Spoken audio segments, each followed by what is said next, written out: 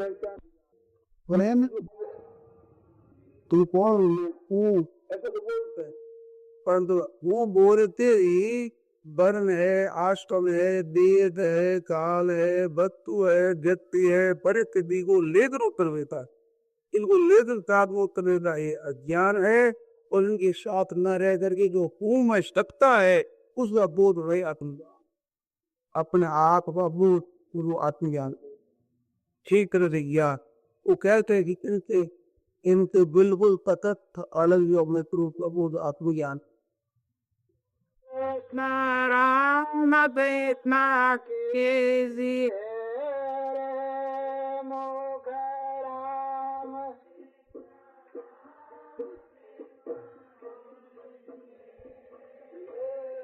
सीता राम न भजन लाओ दीजिए सीता राम न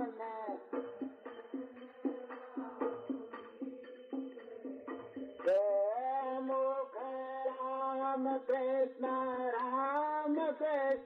कीजिए रे मुख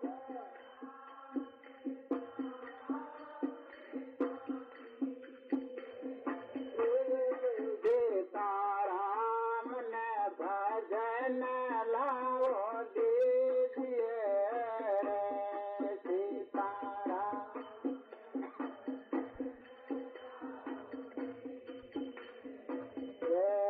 मुख राम कृष्ण कीजिए रे मुख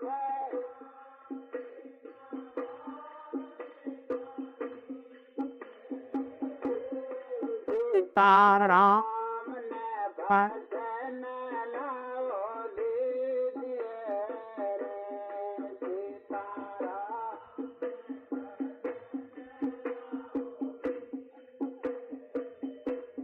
मुख राम कृष्ण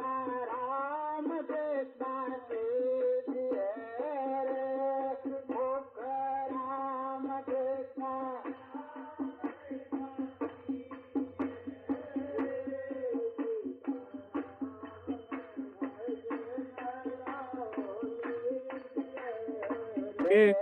सीता राम न भजन लाओ दीजिए रे सीता कृष्ण कीजिए रे मुख राम कृष्ण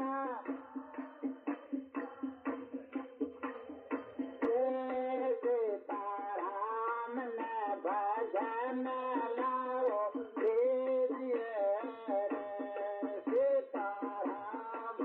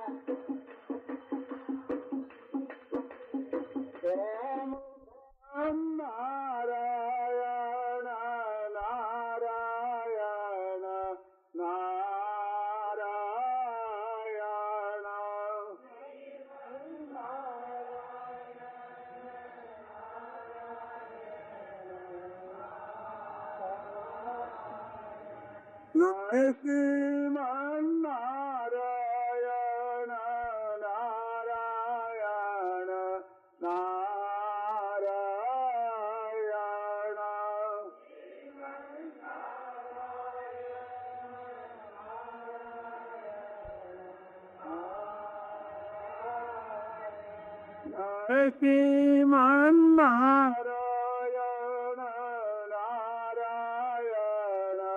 नारायण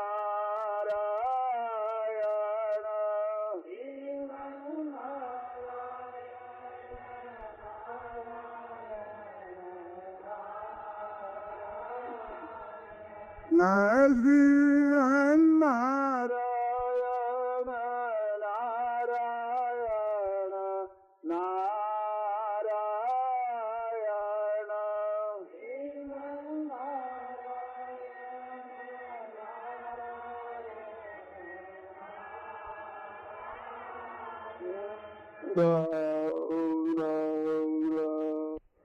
भाई बहनों को ये धारणा रहती है कि हम भजन स्मरण करेंगे तब भगवत कृपा होगी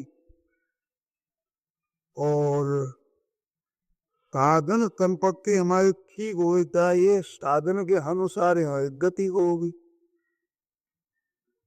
भगवत गीता के देखने से एक असर पड़ता है, भगवान ने साधन की महिमा भी गाई है, परंतु अपना ब्रज जो निष्ठा है की महिमा बहुत कर।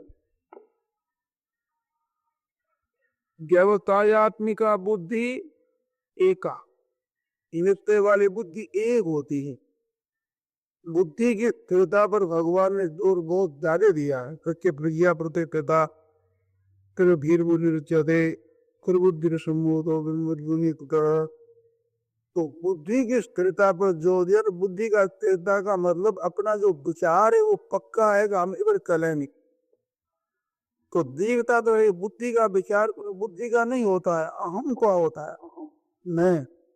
मैं अब भगवान का भजन ही करूंगा, भक्ति ही करूंगा, भगवान की तरफ चलूंगा, संसार की तरफ नहीं। ये जो निश्चय है, इस निश्चय में बहुत ताकत। कितनी ताकत है? गीता ने कहा अपिते सूराचार, दुराचारी से दुराचारी हो और भजते माम अनन्य भाग न अन्यम भजती, अन्य का भजन न करके केवल भगवान का भजन ही करता है। तो अपिते दुराचार्य ये कहता है साधु रेव तो मंतव्य, वो साधु ही मान लेना चाहिए, उसे तो साधु ही मान लेना चाहिए। तो साधु रेव तो मंतव्य है और अभिषेक सूराचार और विघ्न क्रिया ही भजते। थोड़ा सा अगर विचार करे तो भजन करने का अधिकारी कौन बताया? तो दुराचार भजते, भजते वर्तमान क्रिया है, इस वजह से सुदुराचार वर्तमान में है। सुदुराचार भजते और भजते में अनन्य भाग है, तो अनन्य भाग की महिमा है वो। अब भगवान का भजन ही करूंगा, जिस दिन ये निश्चय हो गया है उसके मन में भजन की तरफ ही चलना है, तो उस भगवान के साधु रे सब मंतव्य। साधु मंतव्य क्यों कहा? कि आप स्वयं कहते सुदुराचार दुराचारी है और भगवान का भजन करता है, तो उसको दुराचारी मानना चाहिए, भक्त मानना चाहिए? दोनों बातें आ गई। दोनों बातों की भगवान कहते हैं वो तो साधु ही मानना चाहिए।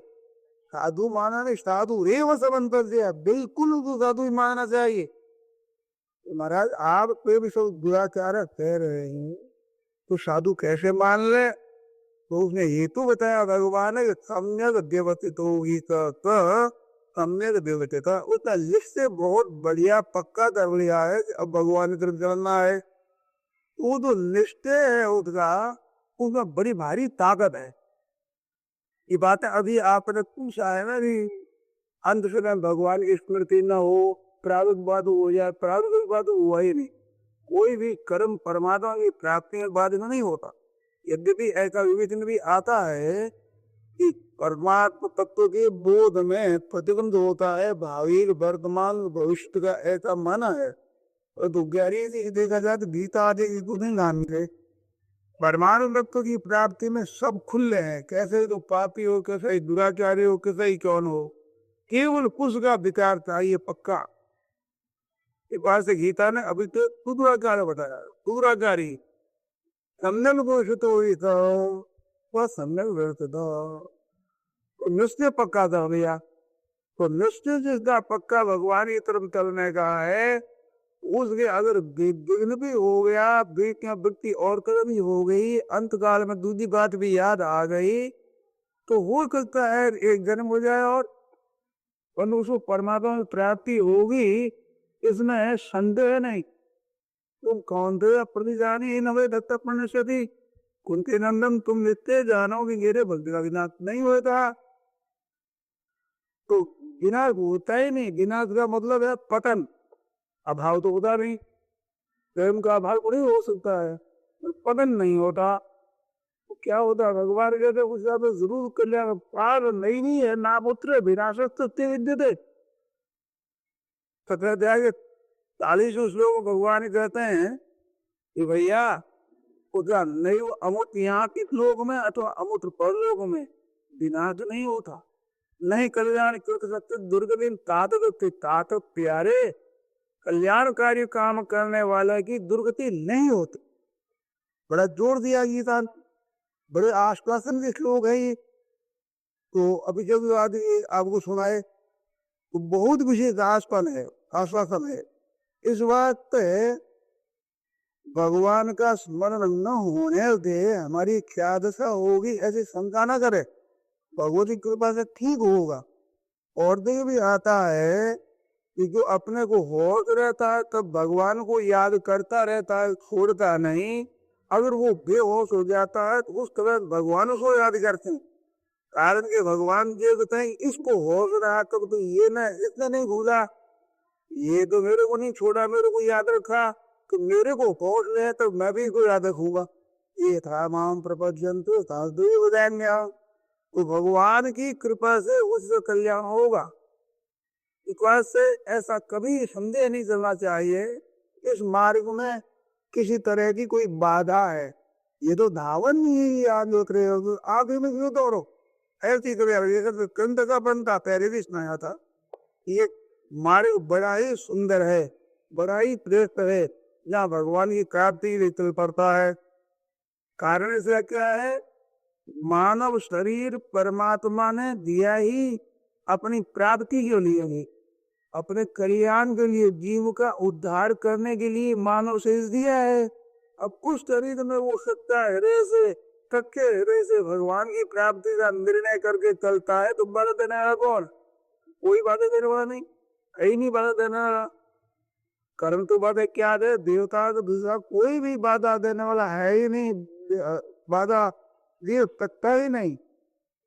और एक बात विलक्षण है कि सत्य हृदय से भगवान की तरफ चलता है तो विभिन्न बाधा उसकी तब दूर होती है भगवान की कृपा से, उसके उद्योग से नहीं।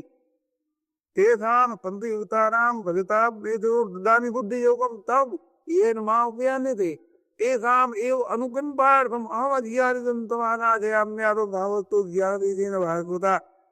वो अज्ञान से अंधकार को मैं दूर कर देता हूँ, तो भगवान पर जिम्मेवारी आ जाती है। इस बार तो भगवान ने शरणागति मुख्य बात कराई, माम एकम शरणम व्रज अहम तो सर्व पापे विमोक्षयिष्यामि, सब पापों से मुक्त कर दूंगा, तू चिंता मत कर। इस बात से ये शंका नहीं रहनी चाहिए कि भाई अंत समय बेहोश हो जाएगा तो क्या होगा। अरे क्या क्या होगा, भगवान ये क्यों करे, भगवान के ऊपर रख दो। अगर भगवान की मर्जी होगी नरकों में डालने की, नरकों में रहेंगे मोल में। वो सुनाया था ना, जब जीव कहीं भी रहे आपके चरणों को छोड़े नहीं। इस बात से भगवान अर्थ न धर्म न काम गति ने कुछ नहीं क्या था, अर्थ नहीं क्या था, धर्म नहीं क्या था, कामना पूर्ति नहीं क्या था, और तो क्या निर्वाण पद भी मैं नहीं चाहता, मैं तो आपके चरणों का ही आश्रय रखता हूँ। तो जब वो अनन्य भाव से भगवान के चरणों का आश्रय रखता है तो भगवान को उसका कल्याण करना ही पड़ता है, तो भगवान के अधीन हो गए। इस वास्ते उसमें चिंता बिल्कुल नहीं करनी चाहिए, हम तो भगवान की तरफ करते हैं। पर मिथ्या ये जो चीज है इस पर दृढ़ रहना चाहिए अपने को। इस वास्ते रामायण आया है कि यही अग बदो व्याध जी बाली, कोई उकंठ कुल कीन कुशाली, और कोई करतूत विभीषण केरी, तपने सोन राम हेरी। बाली ने जो कसूर किया वही सुग्रीव ने दिया और वही विभीषण ने दिया। तो भगवान ने टुकने में भी उन अवगुणों की तरफ नहीं देखा। तो अवगुणों तक नहीं देखा का कारण क्या है कि वो बात करे तो भगवान की आत्मा सड़ती रहेगी क्या? ये सही है तात्पर्य। भगवान देव में उसकी नीयत क्या है, वो करना क्या चाहता है, निश्चय किस बात पर है उसका, वो निश्चय होने से रहते न प्रभुति तो चूक किएगी, कर्म तुर्भ सहवार है। ये वो भी याद नहीं रहती, जितने उसकी हृदय की बात रहती वो भगवान आदर करते। ये चाहता क्या है, इसका उद्देश्य क्या है, तो इसका लक्ष्य क्या है, ये किधर चलता है, ये दृढ़ता जितनी पक्की हो जाएगी, आज उस अवगुण से मत डरो। तुम बहुत धर्मात्मा उस पुण्यात्मा होते हुए देरी नहीं रहेगी, वहां वो रिश्ते के ऊपर भगवान की कृपा से होगी, पवित्रता होगी, उसके अधीन तो रही है पवित्र बना। विश्वास तो वो तो एक ही निश्चय है, बस तंत्र व्यवस्थित हो गया, एक पक्का निश्चय, एक ही भगवान की तरफ डरना है। ये डरने से बहुत फायदा होता। तो बात मैंने आरंभ में ये कही, लोगों ने इसको बस लगा कि साधन सामग्री से हमारा कल्याण होगा, सामग्री से कल्याण नहीं होता। ये जो सामग्री है ये होता ज्ञान मार्ग में है कि वो ठीक तरह से वैसा अधिकारी तो होना, तो बात वो भी ठीक है, क्योंकि वो जैसी उसकी साधना उपयोग बल हो गया। भगवान के यहाँ परमाणु से कोई प्राप्ति के लिए भक्ति मारी हुए हैं, तो वो सामग्री कितनी हो भगवान को खरीद नहीं सकते। ना हम दूरी, न तपता, न दाने, न दीज्ञा, थके विरोध सुंदर सुमान नामेगा, नवेद यज्ञा ध्ययनेर दानेर क्रिया वीर तपो भी रुक गई, एवं रूप तक अनुभव गुरु प्रवेश। गीता कहती इनके द्वारा मेरा दर्शन नहीं होता। बड़े ही करे, दान करें, तप करें, वेदा ध्यान करें, बहुत कुछ करें, इन करने के द्वारा भगवान की प्राप्ति नहीं होती। करने का वह मूल्य नहीं है। अगर साधन सामग्री करने का मूल्य हो तो फिर इस मूल्य से भगवत प्राप्ति होगी, तो भगवत प्राप्ति कमजोर होगी। वो ध्यान दो सुनना, जैसे एक यंत्र है और इसे 100 रुपये लगते हैं, दुकानदार 100 रुपये में देता है, तो दुकानदार ये 100 रुपये लगे हैं क्या? अगर 100 रुपये में लगे, 100 रुपये में दे दे तो दुकान क्या करेगा, क्या करेगा? उस वजह से वो जितने रुपयों में वस्तु देता है वो उस रुपयों से कमजोर मिलती है चीज, कम कीमती चीज मिलेगी। ऐसे साधनों के द्वारा हम भगवान को खरीदना चाहेंगे तो साधन संपत्ति से कमजोर भगवान मिलेंगे, वैसे कैसे खरीद लेंगे हम? भगवान के समय खुद जो लोकत नहीं के प्रतिमा प्रभाव, भगवान के समान भी कोई नहीं तो उनसे अधिक कैसे हो गए कोई भी? तो उसकी प्राप्ति के लिए इन सामग्रियों से, साधना से हम उस पर कब्जा कर सकते, ये बात नहीं है। हाँ, करण होकर हम दूसरे फिरते हैं।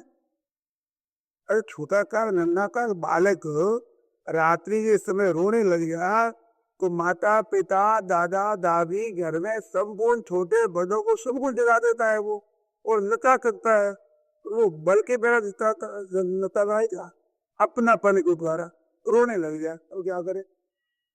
तब मरे का माते को जाकर तो बच्चा वो माँ बाप का है, उसको सबका पालन है, इस वास्ते उसका रोना वो खुद बचा नहीं सकता। ऐसी भगवान के लिए हम रो पड़े तो भगवान का कुटुंब भगवान को तंग कर देगा। जैसे बच्चा रोता है और उसकी माँ काम नहीं कर, बच्चे को गोदी में नहीं लेती है, उसकी साथ है, दिखानी है, बड़े बड़े जितने हुए हैं, देख है, देवर है, ससुर है, सबके तो छोरा तो हो रहा। और वो कह भी जो कोई कह देती आवश्यक काम करती है, बहुत जरूरी काम कर रही है वो तो। महाराज मैं तो यहाँ तक बात है इसको नहीं, बजा तेरा काम, आग लगे तेरे काम में खोरे होना। तो थोड़ा काम कुछ करता नहीं, खर्चा करता है, तंग करता है।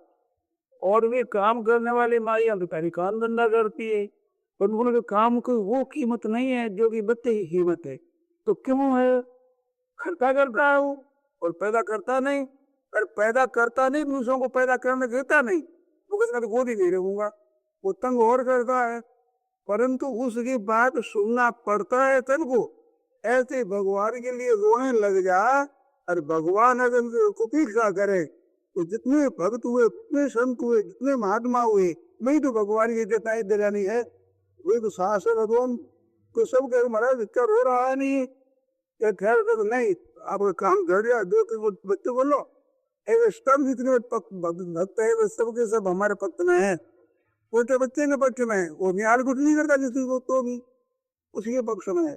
ऐसे हम भगवान के लिए पुकार उठे और भगवान को याद करें और उसी के लिए रोते रहे, तो महाराज कोई ताकत नहीं है जो हमारो हटा दे कि करे क्या प्राप्त करेगा, क्या बेकारी करोगी, हमारे कुछ बिगाड़ ही नहीं पर कहीं आ जाए आप कहीं प्रतिकूलता आ जाए, हम तो भगवान की तरफ चलेंगे। तो भगवान सहायता करेंगे।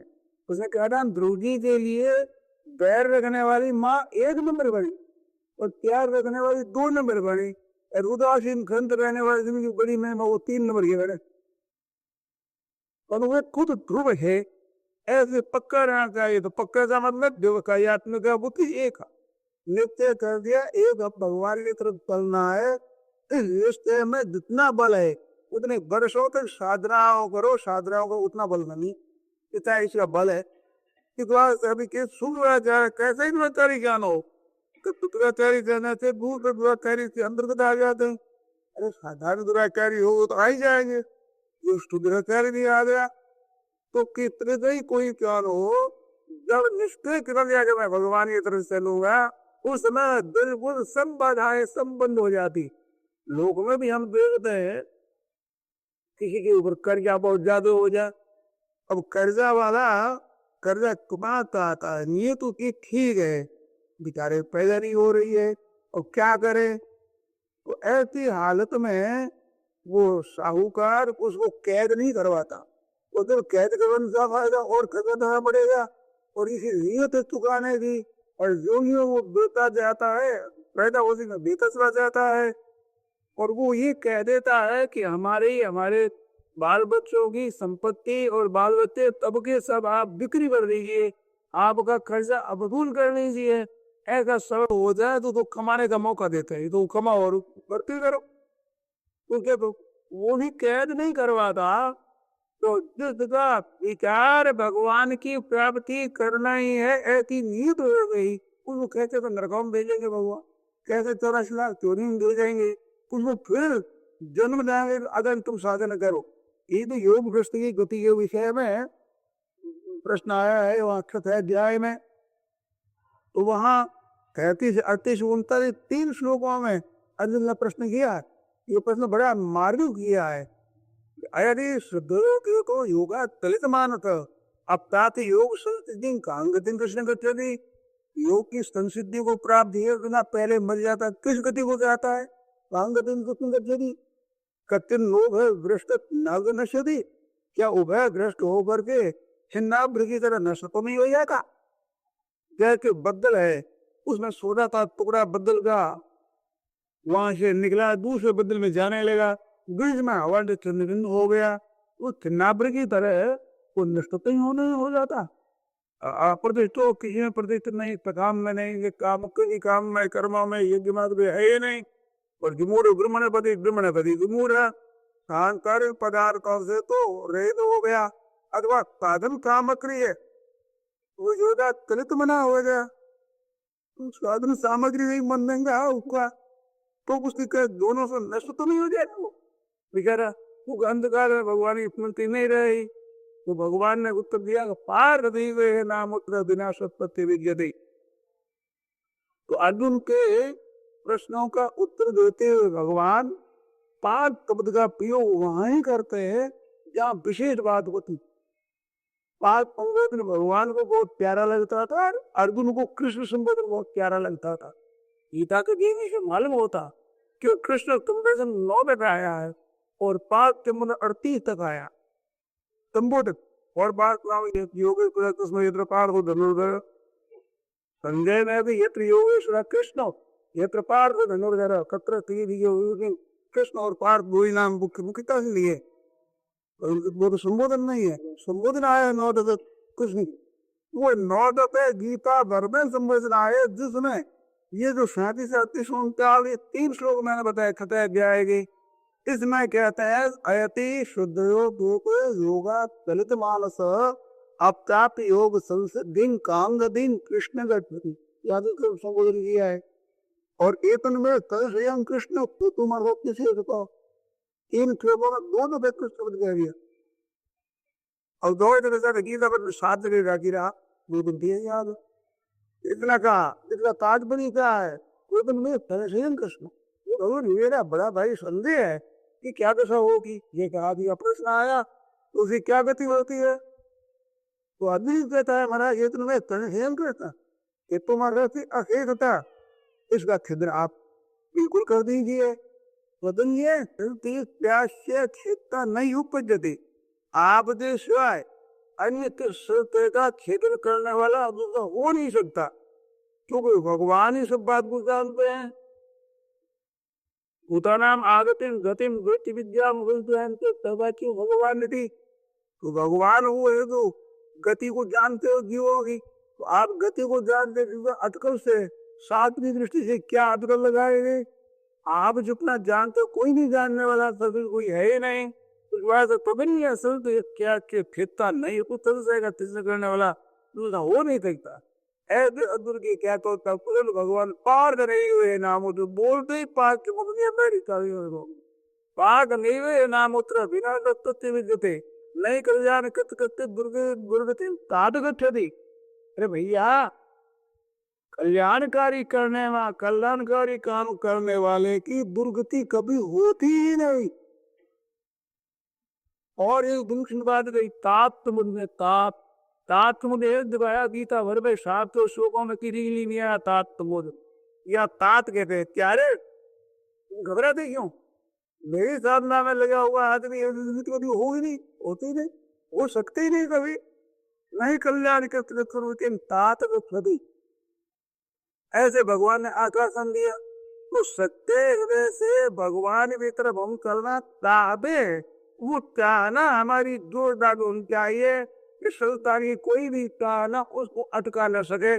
कितना ही प्रलोभ न आ जाए तो उसको अटका सके न कोई कितने भय है तो हमारे वो रोक सके। ऐसी ये दिन लालसा मन में रहे। आप काम कर सकते हैं कि नहीं। साधना आपसे बनता है कि नहीं बनता है थोड़ा बनता है ज्यादा बनता है इतनी परवाह नहीं है जितनी इसकी परवाह है। तो फिर हम निश्चय पूर्वक साधन न करें निश्चय करें साधन न करें हो सकता है जन संभव होगा जन जो बिचारी है कि ये कभी हो नहीं सकता कहने से उसका कम किया जाए क्या कभी से कम करेगा। वो जो भेजते हो गए साधन से कम करेगा साधन कम होगा ही नहीं। स्वतः भीतर का विचार है वो करता ही रहेगा। इस बात की जो तयात्मिका बुद्धि की बड़ी भारी महिमा है। अब उसकी दशा क्या होगी भगवान ने जो प्रकरण खेला है तो कितना लंबा प्रकरण है जरा ध्यान दे आप। ये 40वां श्लोक से चलता है सखाध्याय के 40 तो 47 श्लोक तो 8 श्लोक सखाध्याय हो गए। 7वें अध्याय में भगवान बात ही है अनुवाद है ही नहीं 30 श्लोक है। भगवान मैया तत्वना पार्थ योग पे अपनी तरफ के कहते 3 श्लोक के प्रश्न के उत्तर में तो भगवान को ये विषय बहुत प्यारा लगता है। तो आज में अर्जुन ने अध्यात्म कर्म 6 प्रश्न 7 प्रश्न पूछे तो वो 6वें अध्याय 7वें अध्याय के अंत में कहा कि जरा मैं मोक्षाय माप आस्पति यतन दिए कि ब्रह्म तत्व कृष्ण अध्यात्म कर्म का अखिलम शादी होतादि देव शादी गिनते विदु प्रियान गारे मानते विधि सब कुछ जान रहे ये प्रज्ञान में क्यों आया कि 7वां अध्याय के आरंभ में मैया सत्य मनाया पालता योगम योगन मदात अकल्पयम समग्र माम, भगवान के समग्र रूप को जाना गया, सर्वोण निर्गुण साकार निराकार संपूर्ण तत्वों को पूरा जान लिया तो समग्र रूप आया यहाँ पर। इस तरह समग्र रूप का वर्णन नहीं किया, समग्र विषय इन कर्मों का आया 14 अध्याय में, और परमाणु स्वरूप का समग्र रूप से बताया। तो मेरे आश्रित होकर के मेरा भजन करता है वो मेरे को पूरा जानता है, पूरा जानने में समग्र में ये रूप वर्णन किए। अब एक ही विषय अर्जुन ने पूछा कि 8 अध्याय में वो 2 श्लोक अर्जुन का है। अब 2 श्लोक उसमें प्रयाण काल वो अंतकाल की बेर आ गई, 2 अंतकाल की योगा तंत्र मानुष था, वो अंतकाल का विषय फिर आ गया। अब उसमें उन प्रश्नों के ऊपर थोड़ा देर अंतकाल के प्रश्न के लिए 8वां अध्याय पूरा जो 28 श्लोक है 2 अनुगे जो तो 36 श्लोकों ने कहा, और वो पूरा करने पर भगवान को संतोष नहीं हुआ। इस बात से 9वां अध्याय में श्री भगवान का दिला है, उसमें अब्दुलवाद नहीं है। 34 श्लोक है, 34 श्लोकों में भगवान ही बोले, अब्दुल नहीं बोले। कारण क्या भी जो खास बात थी अब्दुल ने पूछी है, उस बात कहते हुए भगवान का मन नहीं भरता, वो कहते सुने जा रहे हैं। 34 श्लोक कह करके फिर 10वां अध्याय चला, तो 10वां अध्याय में हुए महाभाव सुन परम वचन, फिर सुन मेरे परम वचन, फिर से पढ़े भगवान पीते मेरा परम वचन फिर बनाऊंगा तेरे को। वो 109 श्लोक है यहाँ।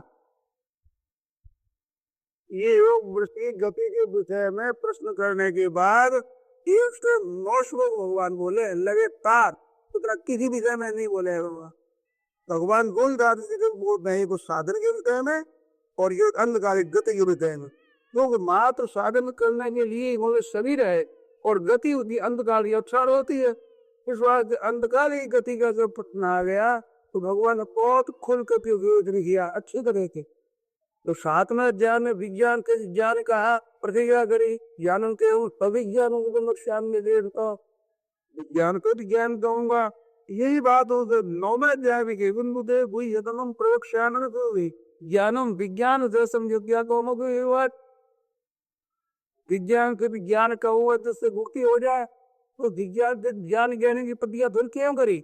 8वें अध्याय में अर्जुन ने प्रश्न कर दिया, प्रश्न करने से वो बातें कह सर फिर 9वें अध्याय बढ़ा दे। 7वें अध्याय में बाकी रह गया था विषय, वो विषय अगर मैं कहूंगा बहुत बड़ा मीठा विषय 7वें का 9वें का और 10वें का आरंभ का बहुत ही विचित्र विषय है, साधकों के लिए बड़ी काम की चीज है। इस बात से विज्ञान का मैं फिर कहूंगा ऐसे, और भगवान ने 9वां अध्याय कहा तो 10वें अध्याय के 11वें श्लोक तक ऐसा कंपा यहाँ तक भगवान इस भक्ति का बहुत विशेषता से वर्णन किया भगवान ने। तो वर्णन करने का तात्पर्य कि भाई मेरा आश्रय लेकर मेरा भजन करता है, उसकी गुरगुजी होती सब मेरे पर जिम्मेवारी है। तो भक्त के कर्म नहीं रहते हैं, भक्त के अज्ञान नहीं रहता है, भक्त के कुछ नहीं रहता है, भगवान वो तो भगवान रहते है, भगवान। अब ज्ञान करे तो वो करो, और मुक्ति करे तो करो, न करे तो मत करे, जैसे आपकी मर्जी जैसी भगवान ही हाँ मेरा अपने आप कर दिया। अब चिंता कौन करे, चिंता दीन दयाल को मोहन सदानंद, वो भगवान के विधान में भगवान ही प्रसन्नता में